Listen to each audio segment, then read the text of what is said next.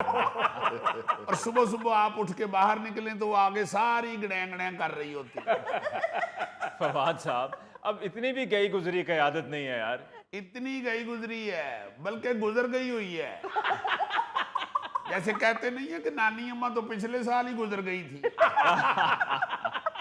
वैसे ये भी गुजर गए हुए हैं। ये पता है किस किस्म के लोग हैं? जी। अचानक किसी अस्पताल के दौरे पे वजीर सेहत आ जाए तो इस तरह के बंदों को फटाफट बेड पे लिटा के मरीज बना लेते हैं।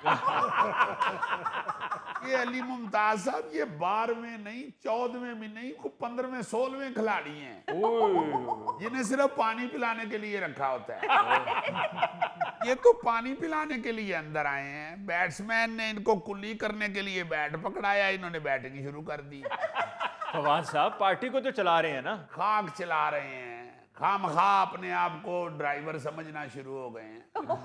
ऐसे ड्राइवर को बस स्टार्ट करके सिर्फ ड्राइविंग सीट पे इसलिए बिठाया जाता है कि सवारियां जल्दी जल्दी बीच में बैठ जाएं, उनको महसूस हो कि ड्राइवर आ गया है। जब बस फुल हो जाती है तो ऐसे बंदे को ड्राइवर आगे उतारता है और खुद बस चलाता है। फवाद साहब, अगर आपको पीटीआई का इतना ही एहसास है, आप समझते हैं कि ये बड़ी माड़ी की आदत है, तो आप वापस पीटीआई में क्यों नहीं आ जाते? ओ जी, मैं इसलिए नहीं वापस आ सकता कि मेरे पास 50 करोड़ नहीं है, वरना दे के पीटीआई में वापस आ जाता। मैंने तो ऑफर भी की थी कि फिलहाल आप 150 रख लें, बाकी मैं दे दूंगा। 50 करोड़ में से सिर्फ 150 रख ले? गौरी साहब, जो पार्टी के हालात हैं फिलहाल इनको थोड़े कोई बहुता समझना चाहिए। मैंने तो कहा है बाकी आहिस्ता आहिस्ता किस्तों में दे दूंगा। नहीं माने फिर मैंने फिलहाल पार्टी से बाहर रहने का इरादा किया है। फवाद साहब, आपको वापस लाने के लिए इनको तो 50 करोड़ पल्ले से खर्चने चाहिए। देखिए ना, ये होती है विजडम वाली बात। अल्लाह जानता है गोगा जी, अगर इन्फेक्शन का डरना होता तो मैंने आपका माथा चूम लेना। आजकल बरसात है ना, जरा एहतियात करनी चाहिए। गोगा, आप भी नहीं किसी को मथा चुमन दिंदा जी अपना? क्यों जी? एक बदतमीज फैन ਇਹਦਾ मथा चुमदिया ਇਹਨੂੰ टक्कर ਕੱਢ मारी। ओहो, विग तो नहीं सी पाट गई? ਚੌਧਰੀ ਸਾਹਿਬ, ਤੁਸੀਂ ਮੇਰੇ ਮੱਥੇ ਦਾ ਪੁੱਛੋ ਕਿ ਇਹ ਤਾਂ ਨਹੀਂ ਸੀ ਪੜ ਗਿਆ, ਤੁਸੀਂ ਵਿਗ ਦਾ ਪੁੱਛਣ ਡਏ। यार तेरे मथे नालों तेरी विग महंगी है, क्योंकि गोगा साहब पाटे मथे नूं ते टांके लग जांदे जे, विग पाड़ जाए तो इनू नहीं जे लगदे। फवाद चौधरी साहब, अब काफी हो गई है, मेरी तरफ जरा तवज्जो फरमाइए। जी जी, मैं तो आपसे ही बात करने के लिए आया था, ये तो फिर दोस्त हैं पुराने, इनसे भी मुलाकात हो गई। उनकी बातों में ना वो वर्गला रहे हैं आपको। मुझे ये बताइए कि शेख वकास अकरम साहब पाकिस्तान तहरीक इंसाफ के रहनुमा हैं, उन्होंने आपके खिलाफ 1 अरब रुपए हर्जाने का दावा दायर कर दिया है। ओए होए होए, 1 अरब रुपया? ਇਹ 50 वाले किन्ने होंगे? गौरी साहब, उन्हें दावा किया है, छटा नहीं मारिया। आज ये है अली मुमताज साहब कि उनको ये 1 अरब का नहीं दावा करना चाहिए था, 10-15 अरब का करना चाहिए था। अच्छा।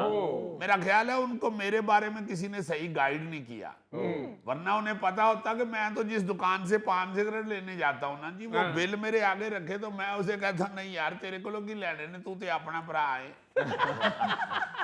लिहाजा देखें, मैं तो अपनी बात पे कायम हूँ जी।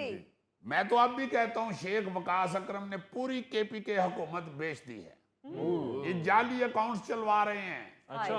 मुझे तो शक है कि जाली अकाउंट्स में इन्होंने अपना नाम भी सबा रखा हुआ है। फवाद चौधरी साहब, आप भी तो बगैर सोचे समझे हर किसी के बारे में बातें कर दिया करते हैं। अब आप देखें कि आपने मलिक अहमद साहब के बारे में कहा कि खुशामद करना उनकी नौकरी का हिस्सा है। नहीं तो आप बताएं मैंने गलत कहा है? भाई देखिए, खुशामद तो हर नौकरी करने वाले बंदे की नौकरी का हिस्सा है। वो क्या सियाने कह गए हुए हैं कि नौकर की ते नखरा की। मलिक अहमद खुशामद नहीं करेगा तो और क्या करेगा? उसे तो कोई और काम भी नहीं आता। वो क्या अकबर अलाहाबादी का शेर है, हम क्या कहें अहबाब क्या कारे नुमाया कर गए, बीए हुए नौकर हुए पेंशन मिली फिर मर गए। बस इसमें ये इजाफा कर लें, जो घास उनको डाली थी वो सर झुकाकर चर गए। वैसे बानी पीटीआई के बाद आपको पार्टी का सरबराह होना चाहिए था। अली साहब, ਇਹ ਅਗਰ ਇੰਟਰਵਿਊ ਦੀ ਲੈਂਥ ਵੱਧ ਜਾਵੇ ਤੇ ਕਿਧਰ ਹੋਰੋਂ ਕੱਟ ਲੈਣਾ, ਇਹਦੀ ਇਹ ਗੱਲ ਜ਼ਰੂਰ ਲਾਣਾ। क्योंकि चौधरी साहब आप कहते हैं तो अभी जो गौरी साहब ने कहा यही बार बार चलाकर प्रोग्राम पूरा कर देते हैं। यार तजवीज़ तो बहुत अच्छी है मगर पब्लिक ने समझना इनकी केसट फंस गई है। अब जाने दें फवाद साहब, आपने तो नवाज शरीफ साहब के भी बारे में ये कहा कि वो अपने घर में कैद हैं। देखें बात ये है अपना अली मुमताज साहब, मियाँ साहब ने बानी से इंतकाम के गुस्से में अपनी सियासत को नुकसान पहुंचाया है।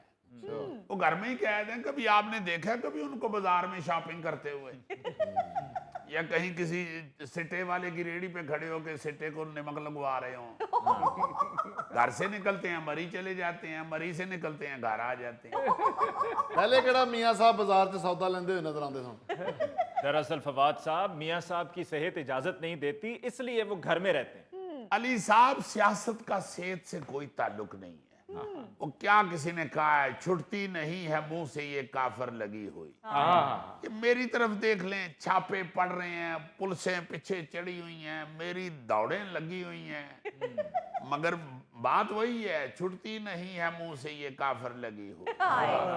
पहले वैसे ਤੁਸੀਂ ਇੰਨੇ ਸ਼ੇਰ ਨਹੀਂ ਸੀ ਕਹਿੰਦੇ ਹੁੰਦੇ, ਇਹ ਜਦੋਂ ਦੀ ਤੁਹਾਡੀ ਪੁਲਿਸ ਨੇ ਦੌੜ ਲਵਾਈ ਨਾ ਉਦੋਂ ਦੀ ਤੁਸੀਂ ਸ਼ਾਇਰੀ ਸ਼ੁਰੂ ਕੀਤੀ। फवाद साहब, सुनने में आया है कि आपको सेनेट के इलेक्शंस के लिए जो पीटीआई की टिकट्स की तकसीम है उस पर भी एतराज है। वो नहीं जी, एतराज क्या होना है, बानी पीटीआई ने तो सेनेट के टिकट दिए ही नहीं है, उन्होंने कहा पार्टी फैसला करे। अब देखिए अगर पार्टी टिकट फरोख्त करती है तो ये पार्टी का कसूर है, इमरान खान का तो नहीं है। ये तो ऐसे ही है जैसे कई बच्चे बर्फ वाला गोला चूसने के लिए घर की चीजें बाहर कबाड़िए के आगे बेच देते हैं और मल्लेदार मशहूर कर देते हैं कि यार इनके बड़े बुरे हालात हैं, ये तो बेचारे घर की चीजें बेच बेच के गुजारा करते हैं। हालांकि ऐसा तो नहीं होता, नालायक बच्चे अपना बर्फ वाला गोला चूसने के लिए घर वालों को बदनाम कर देते हैं। अब देखे ना, ये सेनेट की टिकटें बेचेंगे तो इसमें मैं समझता हूं कि बानी की और मेरी बड़ी बेइज्जती है। बानी पीटीआई की तो वाकई इसमें बेइज्जती है, आपकी कहां से आ गई? गौरी साहब देखें, पार्टी हम लोगों ने बनाई हुई है ना। ये तो है। चले हम बानी पीटीआई जो है वो इमरान खान को ही कहते हैं, मगर बानियों में हम भी शामिल हैं। फवाद साहब, आप कहाँ से बानियों में शामिल हो गए? आप तो पार्टी में बहुत बाद में आए हैं। देखें अली मुमताज साहब, जो घर की हंडियां होती है वो वालदा ही पकाती है, मगर दस्तरखान पे वो सबके बाद आती है। क्योंकि हंडिया पका के उसने बेचारी ने जाके मुंह हाथ धोना होता है, कपड़े बदलने होते हैं। इसी तरह जब पार्टी बनी थी उस वक्त मैं शामिल था। अच्छा। उसके बाद मैं जरा मुंह हाथ धोने चला गया। फवाद साहब, ये जरा बता दें कि कितनी पार्टियों में आपने मुंह धोया है? असली सुने नहीं सकते। मैं वैसे माफी चाहता हूँ, आप बोले हैं तो मुझे पता लगा कि कोई बंदा बैठा हुआ है। मैं समझ रहा था कि 3 बंदे एक बाल्टी रख के बैठे हुए। हाँ जी, इसके साथ ही लेते हैं एक ब्रेक, मिलते हैं ब्रेक के बाद।